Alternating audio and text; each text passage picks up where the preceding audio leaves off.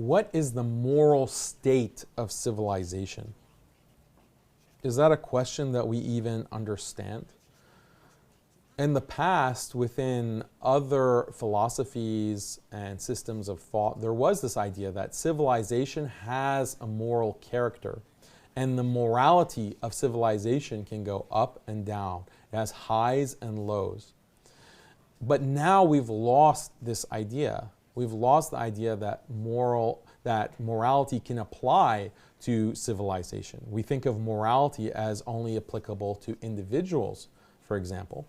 But no, there is a character that a society and a civilization as a whole can take on. Civilization can be high in its morality, high in its virtues, or low and debased and depraved. So what is the state, the moral state of our civilization today? This idea doesn't exist in the minds of people today because, again, it's very individualistic. And also we have the idea of progressivism. So if you remember from Dark Storms and Tortured Minds, our previous courses at Alesna, progressivism is such a toxic idea, and you think that society and civilization is continuously progressing in the modern period. And so people aren't likely to think that society is decaying, civilization is decaying, but that is the reality.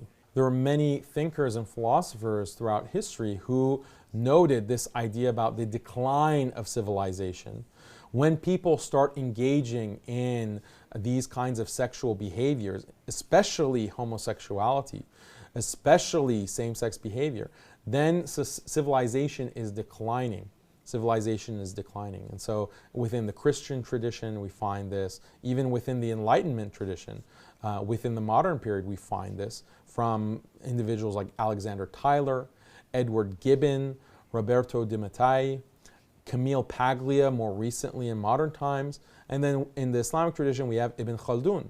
Ibn Khaldun, of course. So he discussed how civilization goes through rise and fall. And it's due to the character, the moral character of civilization. When these kinds of deviant practices and lusts, when people are constantly looking to fulfill their lusts and their desires, then the society will decay, civilization becomes weaker and weaker until it collapses. And so this is something that as Muslims we have to be extremely worried about. We have to be extremely careful about, because we are a part of civilization. If the civilization around us collapses, okay, that means us as well. And we can't just sit back and think that it won't affect us. And there are so many examples within the Quran of people who did not act and did not stop. They did not enjoin the good and prevent evil. And therefore they were destroyed along with the actual doers of evil. When it came to the story of Qawm Lut, you had the wife of Lut alayhi salam, who was destroyed, even though she wasn't practicing same-sex behavior. She was the wife of a prophet. But she had sympathy for that. She had sympathy for that behavior. And also within the Quran, Ashab as-Sabt, and this is a well-known story in the Quran, where among Bani Israel, where there were a certain group within Bani Israel that were violating the Sabbath. They were violating Yom as-Sabt. They were working and fishing during that time where Allah had told them not to. And then there was a second group of people who tolerated that. They weren't violating the Yom as-Sabt, the Sabbath, but they tolerated it and they refused to prevent these others from engaging in work on the Sabbath. And then you had a third group of people who said that, no, we have to stop them. We have to enjoin good and forbid evil. And those individuals were the ones that Allah praises as doing the right thing, whereas those who stood back and said, it's none of our business, look, we're just concerned about ourselves, if they're doing something wrong, that doesn't concern us.